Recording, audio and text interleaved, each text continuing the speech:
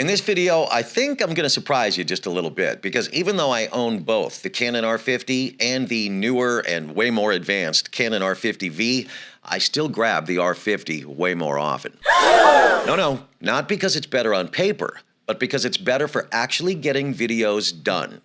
And if you've been overthinking cameras, settings, log profiles, and all that technical stuff, this just might be the video that saves you a ton of frustration. My name's Bo, and I know video.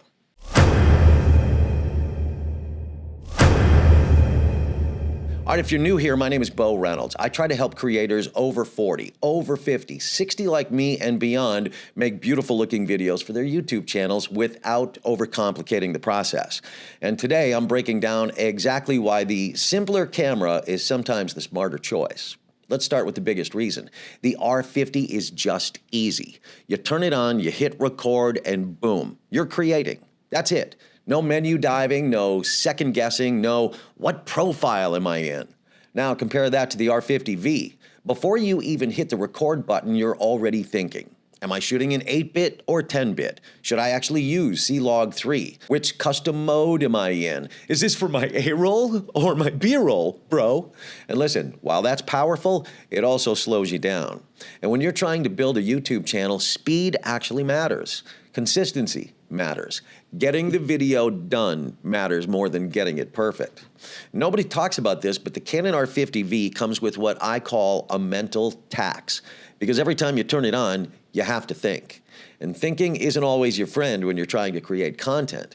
Because now instead of focusing on your message, your story, your delivery, instead you're focused on settings, exposure, profiles, techie stuff.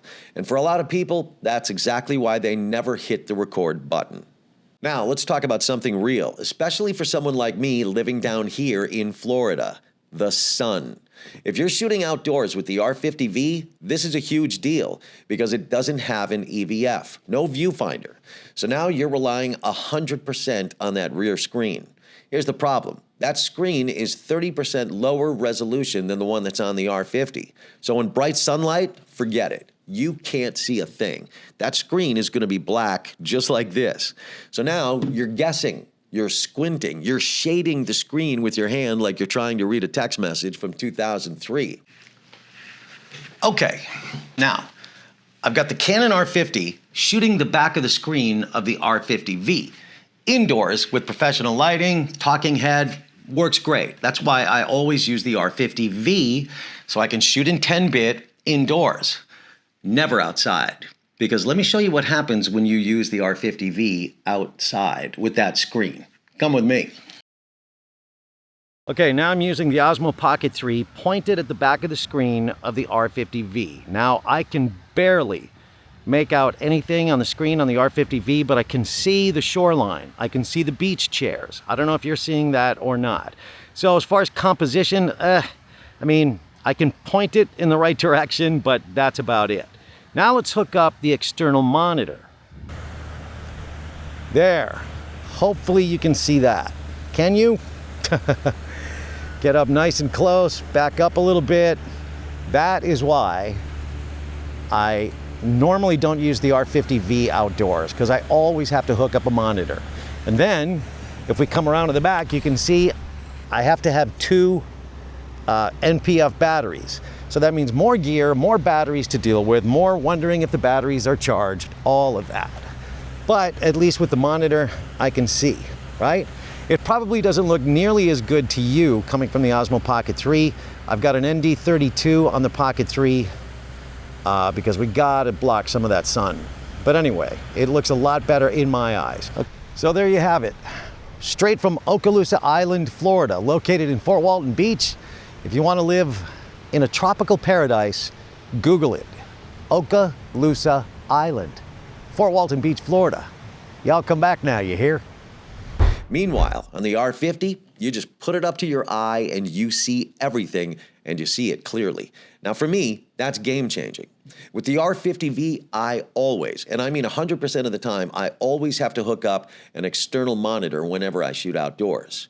That means more gear, more setup time, more worrying about whether the batteries are charged or not, more things that can go wrong.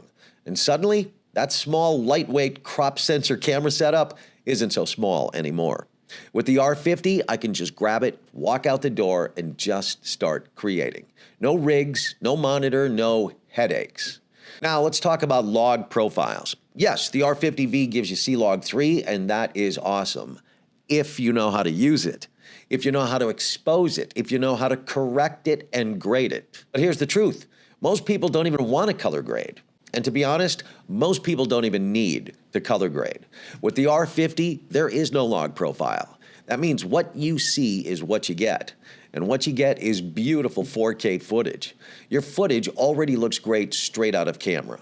No extra steps, no extra time, no sitting in front of your computer wondering, why does this look worse than when I shot it? You know, like with a log profile, all milky and flat. But here's the big picture. Every little bit of friction slows you down. Complicated settings, extra gear, more decision making, more steps in post-production, and that friction adds up. The R50 just removes all that friction. And when you remove friction, you create more, which means you post more. You grow your channel faster. The R50 is perfect for beginners or people just starting a YouTube channel. Creators who just want to hit record and go. Anybody who doesn't want to mess with color grading. And honestly, even experienced creators like me sometimes just want a camera that gets out of the way. And the Canon R50, it just gets out of my way. Now, to be fair, the R50V is the better tool if you do want maximum image control. You do plan to color grade. You're doing more cinematic style work. You want more dynamic range. You actually like dialing in every detail. Then yes, it is absolutely the better camera. That's obvious. But it's a thinker's camera. And some days, I just don't want to think. So why do I still grab the R50? Because it lets me focus on what actually matters. The content, not the camera, not the settings, not the tech, just the message. And at the end of the day, that's what actually grows a YouTube channel. Now look, if any of you watching this video has a question or even wants me to shoot some kind of a video, something you're having an issue with, just let me know down below. I'll shoot that video. And if this video brought any value at all, could you do an old guy a solid? Hit the like button and subscribe to the channel. The world isn't going to explode by you subscribing to the channel, okay?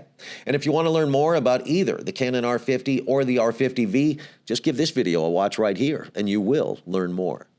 My name's Bo, and I gotta go. I will see you in that next video. Thanks for watching, you guys. I appreciate it. And again, subscribe, like, comment, and share. I appreciate it. And I'll see you back here next week. Now, let's go outside and shoot at the beach with the R50, because we can.